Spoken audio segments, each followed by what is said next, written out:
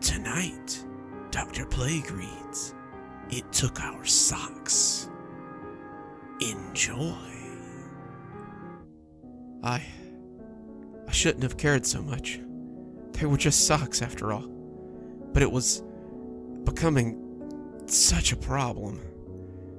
We moved into our house about 3 months ago, our first real house. I honestly thought this was going to be a fresh start for my wife, my daughter, and I.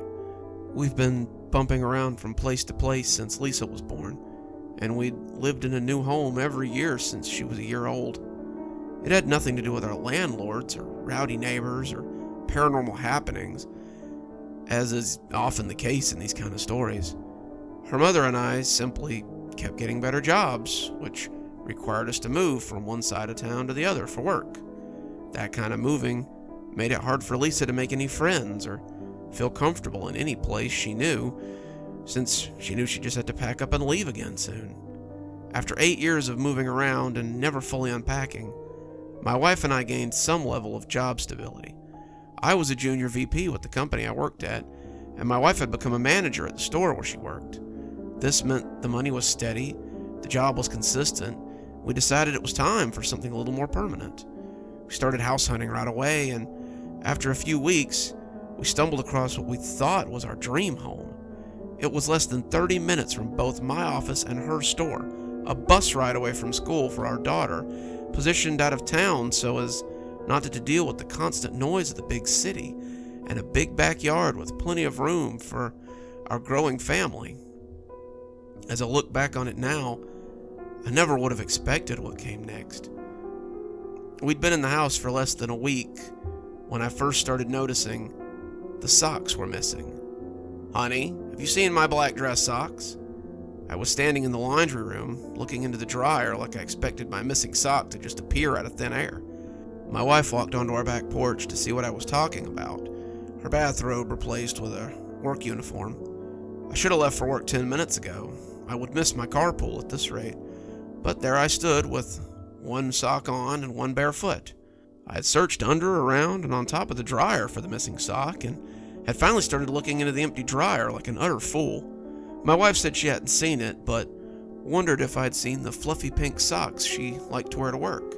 "I'm missing the left one," she said good-naturedly, but I could tell she wasn't pleased about it.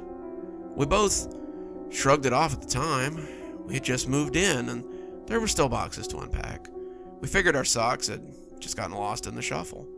As the first month went on, however, and the boxes slowly became less and less, we found it off-putting that we hadn't seen any of our missing socks. Quite the contrary.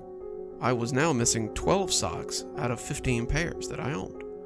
This wasn't such a huge deal for me. I owned 15 pairs of business dress socks that went with my suits, and I could easily match them together. My wife, on the other hand, was fuming because she was missing some of the cute socks she liked to wear to work.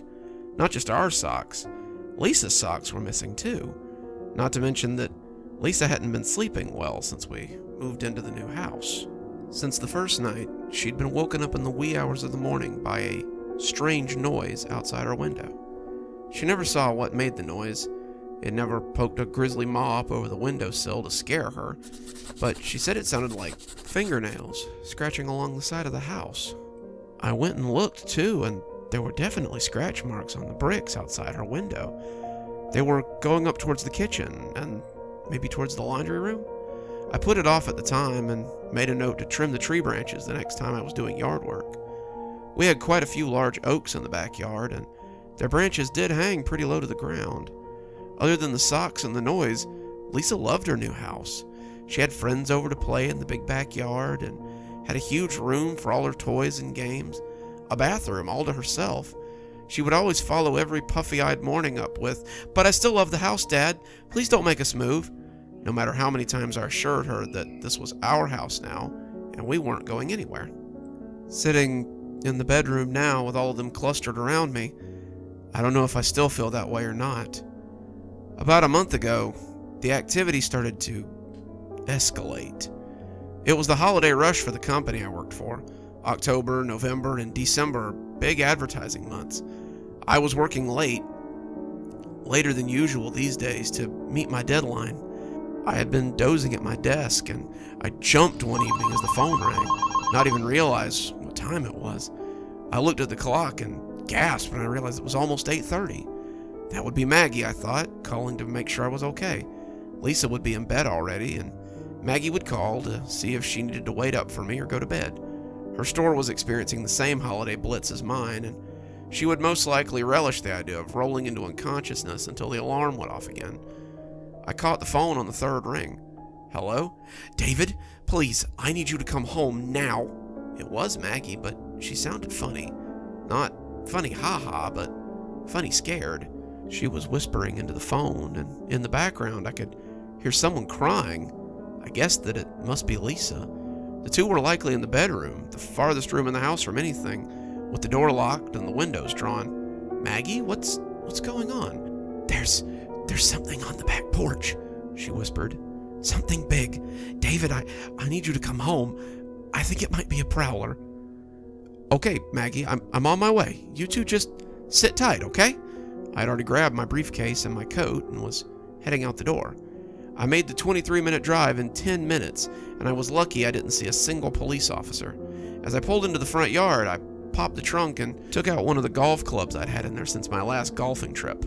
It was a big old sturdy driver, and I felt sure that it would be a force to be reckoned with, unless the prowler had a gun, of course.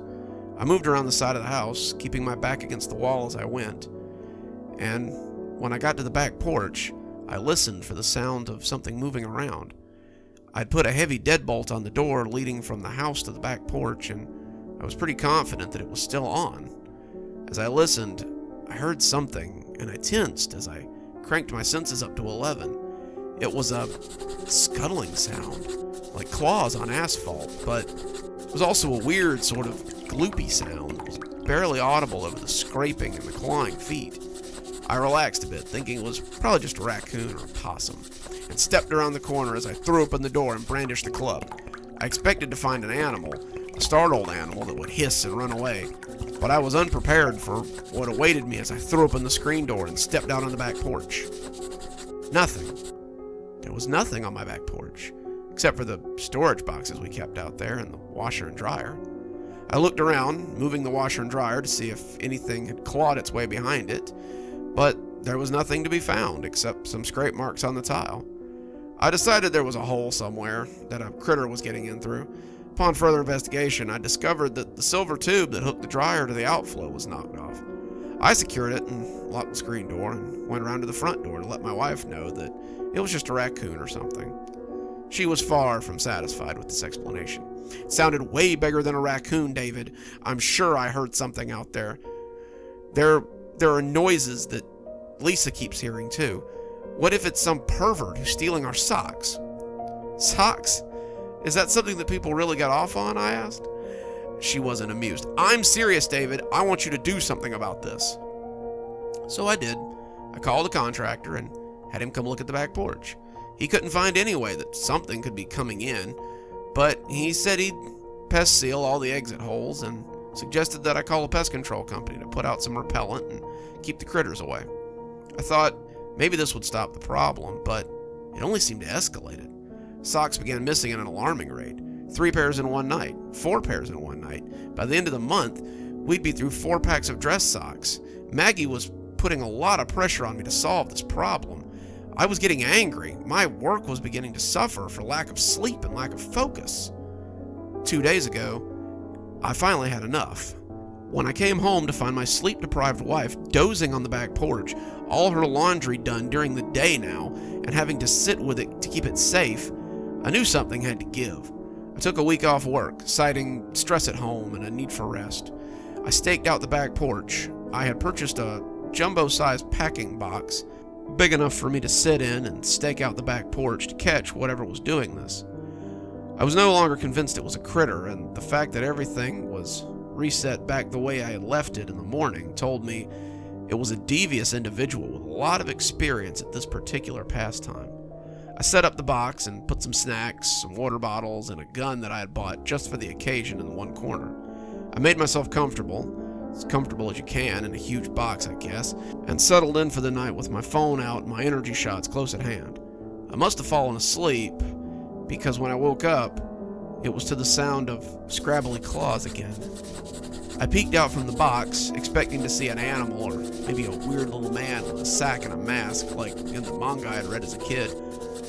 But I did not expect to find what I found out there. My cell phone light shook as the creature came into focus. It was amorphous, like an oozing potato, with 6 long human-like arms coming out of its body. Each arm ended in a hand, and each hand ended in a finger, and each of the 6 fingers each had a little hand that were tipped with long, dirty nails. This was the sound I'd been hearing, the creature scuttling along on its long, dirty nails as it clicked across the back porch. It didn't see me right away. It had its head in the dryer. When it came out, I could see a smooth and bloated head with no neck and a snarl of long, greasy black hair that looked like a wig. It held one of my daughter's socks in a 7th and 8th pair of hands. As it looked at it through watery black eyes, it reached into its body with the other hand and pulled out something. It pulled out what looked like a baby. It looked like an amorphous potato baby that squalled in a soft little gloopy way and waved feebly with its 8 stumpy arms. The creature took the sock and stretched the neck of it out before it placed the squalling thing inside it. The baby stopped glooping at once, making some watery burbles as the creature slid it back into its flesh.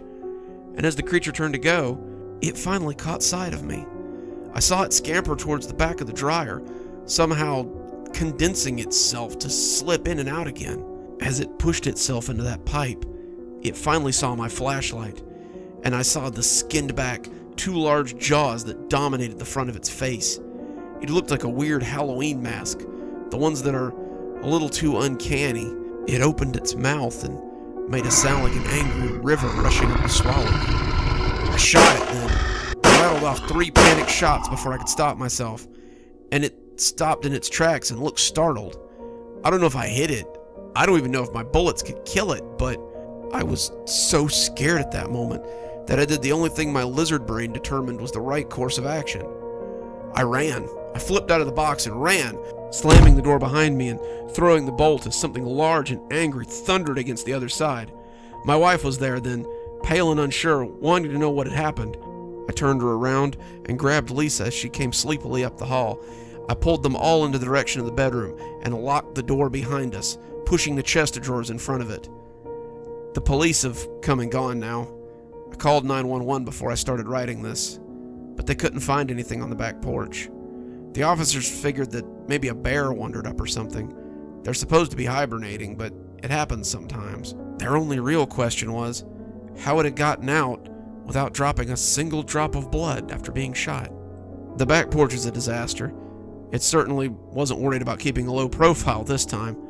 The police gave me the number to animal control and told me to call in the morning so they could have a look for the wounded bear. I'm not calling animal control, though. In the morning, we're gonna pack up everything dear to us and just get the hell out of here. If that thing can fit through the hole in the laundry room, I have no idea how small it can squeeze. Since the police left, I can hear something outside the windows. I can hear those dirty fingernails as they scrape along the brick walls of the house. Could it squeeze through the crack under the front door? Could it come in through a sewer pipe? My family drifted off into a shallow sleep, but I'm sitting here on the bed, gun by my knee, just listening for the sounds. It stopped scraping its claws about 5 minutes ago. I don't know if that should be comforting or not. I wish I'd just let it keep the socks. Good evening, my little creeperonis. It's me, Dr. Plague. Thank you so much for joining me for tonight's reading. If this story sounded good to you, this is the first story we're reading out of my second book, Dark Vortex, which I'll leave a link to below. You can always pick it up on Amazon and read along with us for our Wednesday readings. Time once again to thank our patrons. Thanks again to Leslie Lou Riddle in our Spooky Skeleton tier. Thanks, Leslie. We couldn't do it without you. If you too would like to have your name read out at the end of every episode, head on down to Patreon and become a contributor to our Spooky Skeleton tier. Or, if you're someone who reads stories on your channel, and you're just tired of paying that pesky $5 reader's fee, come on down to Patreon, and for $10 a month, you can join our Ghostwriter tier, where you can read any story that I post, free of charge, every month. And as always, thanks for stopping by. Dr. Plague, signing off. Have a wonderful evening.